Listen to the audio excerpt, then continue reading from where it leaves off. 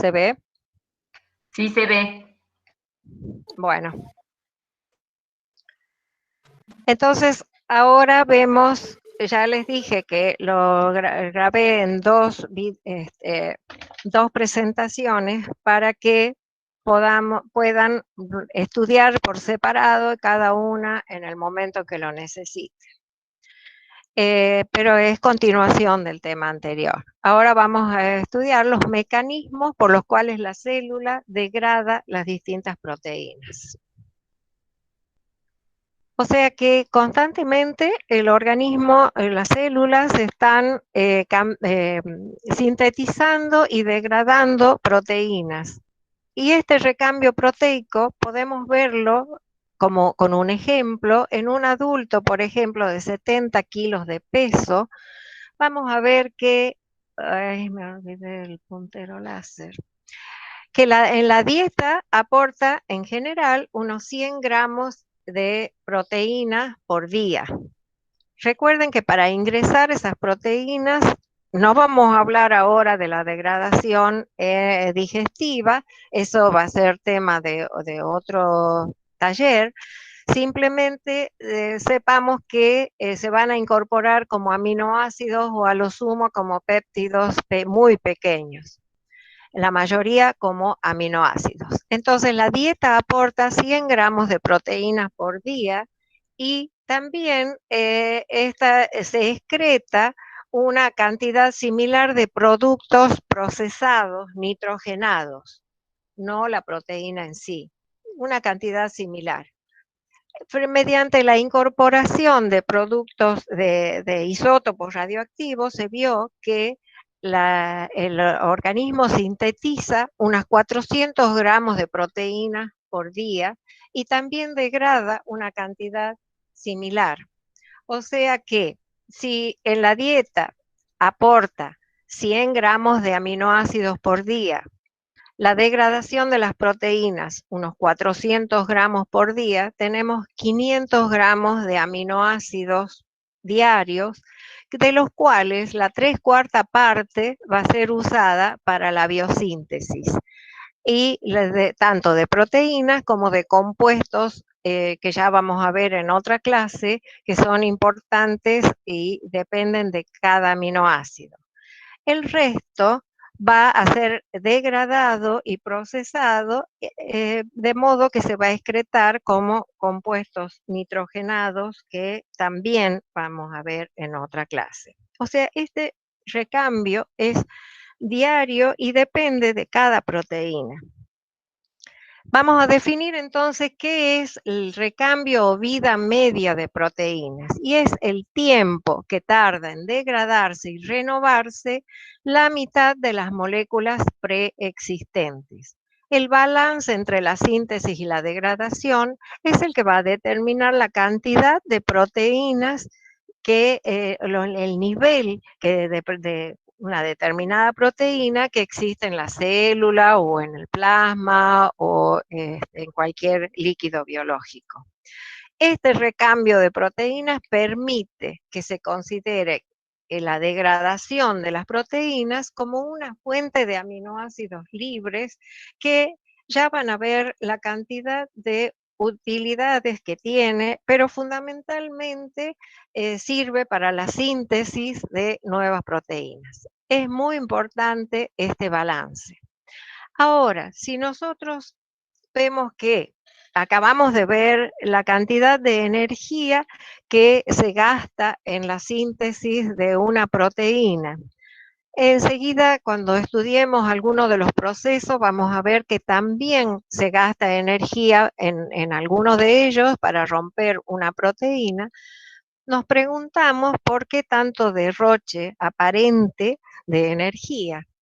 Bueno, tenemos que tener en cuenta que la degradación de las proteínas ocurre por distintas razones. Control de calidad, regulación de etapas metabólicas para realizar algunos procesos fisiológicos, o bien cuando el organismo está en inanición y requiere aminoácidos. Control de calidad, ¿qué podemos decir? recién vimos que las proteínas se pliegan, el plegamiento es uno de los procesos por los cuales la proteína llega a ser activa. Si ese proceso falla, la proteína no solo se tiene que degradar, porque una proteína mal sintetizada no es activa. Entonces, esa es una de las causas por las cuales, a pesar de haber gastado tanta energía, se debe romper. Una vez formada, una proteína normal también puede alterarse por situaciones de estrés celular. O sea, cuando hay una gran acumulación de compuestos reactivos del oxígeno, esos van a alterar la proteína normal y esta proteína alterada ya no puede cumplir con su función. La célula no tiene demasiados mecanismos para reparar una proteína que se ha alterado. No es como en el caso del ADN, que realmente tiene muchos procesos para repararlo. La proteína alterada debe ser destruida. Pasamos a la otra razón por la cual se degradan las proteínas, que es la regulación metabólica. Y en esto tiene que ver el equilibrio entre la síntesis y la degradación y las necesidades de la célula. Y estamos hablando de enzimas regulatorias.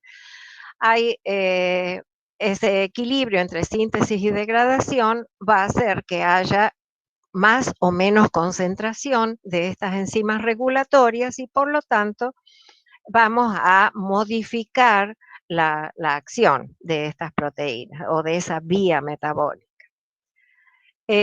Por mecanismos fisiológicos y siempre se refieren dos procesos. Uno, el ciclo celular, el cual ustedes han estudiado en biología y saben que para que ocurra necesitan la acción de ciclinas que deben sintetizarse y destruirse en un momento justo para que la célula pueda progresar en los distintos ciclos celulares. En la presentación de antígenos, saben que, y esto han escuchado ya en uno de los talleres, que cuando hay algún elemento que la célula desconoce, esto por los macrófagos y el sistema lítico proteico del macrófago va a destruir esa sustancia que ha ingresado, que en general el antígeno tiene estructura proteica. Entonces va a separar los epitopos y los va a llevar a la superficie. No defino qué es cada cosa porque lo han escuchado ya en la clase de proteínas plasmáticas. Lo lleva a la superficie e interacciona el macrófago con los linfocitos, distintos linfocitos, y los va a inducir a formar los anticuerpos. Requerimientos de aminoácidos. Ustedes saben que cuando el organismo no tiene materia energética, como no ingresa glucosa, por ejemplo, el mayor proveedor de aminoácidos es el músculo. Y entonces el sistema muscular pone en juego la proteólisis de ciertas proteínas para liberarlas al torrente circulatorio. Y ya vamos a ver qué es lo que sucede. Todas estas son buenas razones por las cuales una proteína puede degradarse. Cada una lo hace a distinto tiempo. Entonces nos preguntamos cuánto tiempo dura una proteína y de qué depende el tiempo que dura una proteína. Pero el tiempo de vida media es bastante variable. Pueden ser meses o años, lógicamente las proteínas estructurales, como el colágeno, el cristalino también es una proteína que el cristalino puede durar la vida del individuo. Algunas otras proteínas duran horas o días, que son las proteínas para exportación. En este caso tenemos enzimas, tenemos hormonas. Y hay otras proteínas que son todas estas regulatorias de las cuales hemos mencionado mucho en la síntesis de proteína, o habrá otras también en la duplicación del ADN o en el ciclo celular, y esas duran segundos o minutos. Son proteínas con funciones regulatorias. La secuencia de aminoácidos en el extremo terminal, N-terminal, determina el tiempo de vida media de una proteína. Estas causas se han estudiado, se van descubriendo, pero en realidad se desconoce bastante. Esto es uno de lo que se ha encontrado, y también se ha visto que proteínas que tienen una cierta secuencia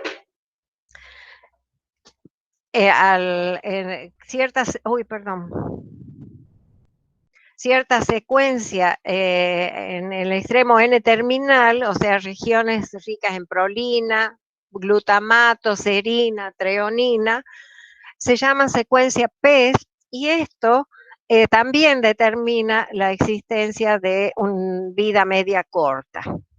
En realidad, estos son algunos factores que se han descubierto, pero hay mucho por conocer. Y hay dos vías importantes de degradación. Una que es en donde los actores son los lisosomas, y otras que se llaman no lisosomales, y donde tenemos tres sistemas: ubiquitina proteasoma, calpaínas, que son proteasas que necesitan calcio para poder actuar, y caspasas, que ya creo que ustedes han escuchado de ellas, que son proteasas que están involucradas en la muerte celular programada. Lo que no tenemos que olvidar que todas las células degradan proteínas. No hay un lugar específico, un cementerio de proteínas, sino que todas degradan proteínas. Empezamos por los ribosomas. Los ribosomas, que creo que son elementos por todos conocidos, porque todos han cursado biología, se forman las proteínas de los ribosomas, es decir, las enzimas de los ribosomas se van a formar en el retículo endoplasmático rugoso, van a ser trasladados por vacuolas, en el Golgi se va a formar la bolsita, entre comillas, de los lisosomas, y estamos listos para poder actuar sobre distintos tipos de proteínas. El lisosoma tiene enzimas que pueden degradar ácidos nucleicos, pueden degradar lípidos, hidratos de carbono y, por supuesto, las proteínas. Las enzimas proteolíticas propias del lisosoma se llaman catepsinas. ¿Qué tipo de proteínas son las que se van a degradar en el lisosoma? Son proteínas que están fuera de la célula y que por lo tanto pueden ser englobadas por endocitosis y pinocitosis, incorporadas a la célula formando el endosoma. Se van a unir con el lisosoma, allí tenemos la formación de la vacuola digestiva, y van a ver que este proceso y allí se degradan, ¿sí? También, ¿qué es lo que va a degradar el lisosoma? Organoides propios de la célula que se encuentran dañados o que ya han cumplido su vida media, o si la célula se encuentra en un ayuno prolongado, entonces ciertas proteínas estructurales van a ser degradadas por el lisosoma, y aquí tenemos un proceso de autofagia. Las enzimas que se encuentran en el lisosoma trabajan a pH 5 y en el citoplasma ya no pueden actuar. Entonces vemos que lisosoma va a degradar proteínas de vida media larga y que se encuentran en la célula por autofagia, o bien proteínas que han sido incorporadas a la célula una vez que han cumplido su función y que son incorporadas por endocitosis o pinocitosis. Por ejemplo, hormonas, por ejemplo, ciertas enzimas, etc. El principal sistema de degradación de proteínas celulares, el principal sistema de degradación de las proteínas que tiene la célula es el sistema ubiquitina-proteasoma, en donde se asocia una molécula de un péptido en realidad, porque tiene 76 aminoácidos, que es la ubiquitina. Ubique quiere decir, viene de ubique, que está en todos lados, ¿sí? Entonces, esta proteína sería como un marcador, sería como el beso de la muerte, hablando así para que se acuerden, que marca las proteínas que van a ser degradadas. Entonces, y el proteasoma, que es un complejo, es como un tubo en el cual eh, que está formado por muchas proteasas, endoproteasas, y que van a facilitar la hidrólisis de proteínas. ¿Cómo ocurre todo esto? La ubiquitina, este es un proceso que necesita ATP. ¿Por qué? Porque se forma un complejo, ¿sí?, entre la ubiquitina y el AMP, liberando el pirofosfato que le da la energía.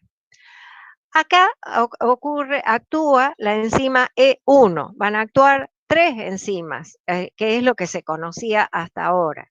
La enzima E1, que es se llama activadora de la ubiquitina y cataliza la formación, la liberación de energía desde el ATP y la formación del complejo AMP-ubiquitina. Esta ubiquitina es tomada o pasada a la enzima E2 que cataliza que se conjuga con la ubiquitina. Y luego la enzima E3 es una ligasa que va a reconocer tanto a la ubiquitina como a la proteína que debe ser destruida. Entonces, estas enzimas ligasas son muy específicas y existen mucha variedad, ya que el sustrato que tienen que reconocer es cada proteína que va a ser destruida y la ubiquitina. Ahora se ha descubierto una cuarta enzima, que es la que va a ir uniendo la ubiquitina, los distintos lazos, las distintas ubiquitinas a la proteína. Una proteína que va a ser destruida debe tener por lo menos hasta 200, de entre 4 y 200. 4 es el número mínimo de ubiquitinas que marquen la proteína que va a ser degradada. Veamos ahora cómo está formado el proteasoma. Dijimos que es como un cilindro, que la parte central están todas las proteasas que tienen el sitio activo hacia el interior de este tubo. Estas proteasas, que son las betas, ¿sí?, esto que está en naranja. Las partes alfa son grupos de proteínas que tienen el grupo amino hacia adentro y que actúan como los patobicas. Dejan o no entrar la proteína que va a ser degradada. Y en el caso de la superior. Y en el caso de la inferior, lo que está listo para salir abre para que se salga por el otro extremo. Bien, entonces, además de que disponen de dos tapas o caps en la parte superior y a veces también en la parte inferior. La capa superior, y acá lo tenemos bien esquematizado, cada una de las partes del proteasoma con sus funciones. La capa superior tiene función ATPasa porque necesita energía para desenrollar la proteína que va a ser degradada. Y tiene una actividad hidrolasa porque va a eliminar las ubiquitinas que marcaban a la proteína. O sea, la ubiquitina no entra en el proteasoma, simplemente ha servido para marcar la proteína. Entonces, esta proteína desenrollada se abre la compuerta de los anillos alfa, se tritura, entre comillas, en los anillos betas, ¿sí?, en este tubo y luego salen por el otro extremo, donde ocurre la descarga, los oligopéptidos. O sea que esta proteína, este sistema va a eliminar oligopéptidos, no llegamos a aminoácidos. Luego estos oligopéptidos pueden ser atacados por otras enzimas que se encuentran en el citoplasma. ¿Qué se va a degradar en el sistema ubiquitina proteasoma? Proteínas de vida media corta, que son las regulatorias. Este sistema ha sido usado últimamente para crear nuevas terapias para personas con drogas, donde se sintetizan pequeñas moléculas llamadas PROTAC. En la clase de lípidos se ha hablado, no en la clase, en el taller de colesterol, se habló sobre una terapia para disminuir el colesterol, donde se construyen ciertas proteínas que en términos genéricos se denominan PROTAC, Proteolysis Targeting Chimera. Se la sintetiza en el laboratorio y tienen como blanco la proteína que queremos eliminar. Entonces, ¿qué hace este tratamiento? Por ejemplo, si queremos disminuir el colesterol endógeno, estas PROTAC que se sintetizan en el laboratorio se van a unir a la enzima reguladora que es la HMG-CoA reductasa. Una vez que se une, hace que la ligasa, o sea, la enzima E3, la reconozca y la una a la ubiquitina. Entonces se va marcando, o sea, se engaña un poco a la célula para que decir esto tiene que disminuir la concentración y yo acelero la destrucción de la enzima de la reductasa. Esta es una terapia que se está investigando cada vez más también para uso en tratamientos de cáncer. La importancia que tiene el sistema ubiquitina proteasoma es porque, fíjense, ya hemos visto, si es que va a destruir perdón, si en este sistema se van a destruir las proteínas de vida media corta, que son reguladoras, como hemos estudiado muchas recién en la primera parte de la clase, la importancia es elemental, ¿sí? También intervienen respuestas inflamatorias. ¿Por qué? Porque cuando el organismo reacciona frente a ciertas sustancias, se tienen que sintetizar citoquinas, ¿sí? Que para ello necesita que una proteína que se usa en la transcripción sea destruida para poder comenzar al ciclo de la transcripción. Entonces, por eso se dice que actúa en respuesta inflamatoria. En la progresión del ciclo celular, con el control de las ciclinas, como hemos hablado recién, en organogénesis, porque tienen una acción muy activa en el proceso, por ejemplo, de formación de las extremidades en el feto. Procesamiento de antígenos, que ya lo hemos explicado al comienzo, ¿sí? En cuanto en los macrófagos. Supresión tumoral, se ha visto que las enzimas ligasas, o sea, las E3, tienen una gran acción antitumoral. También en la desnutrición es muy activo el sistema ubiquitina proteasoma en las células musculares porque se tienen que liberar aminoácidos para gluconeogénesis y asegurar que el cerebro, como han estudiado ya en otras clases, tenga azúcar, tenga glucosa, ¿sí? Entonces esto explica por qué la debilidad de la masa muscular en ciertas patologías o en caso de desnutrición.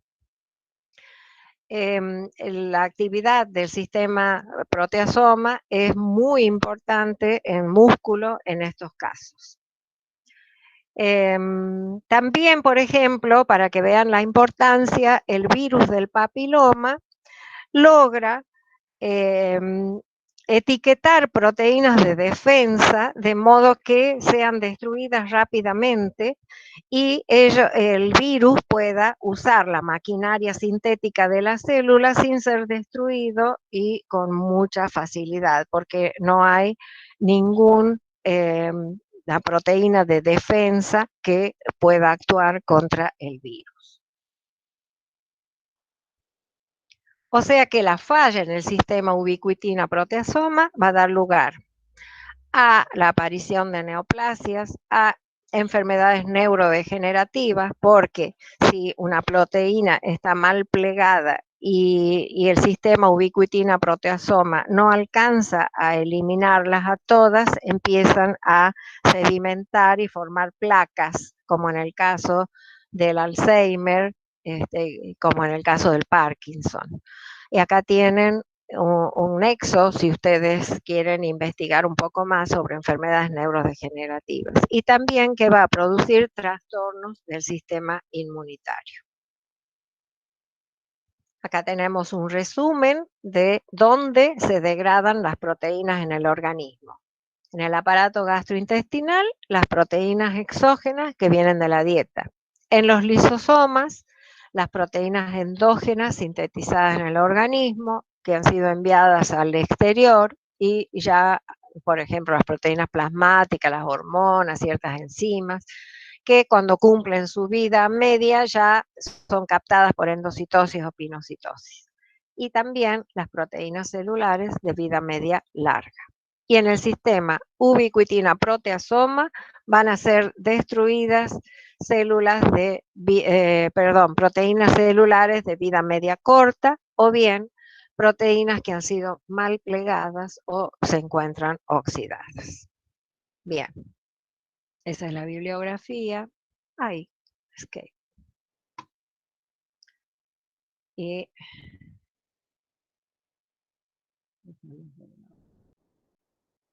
no sé qué pregunta tenemos.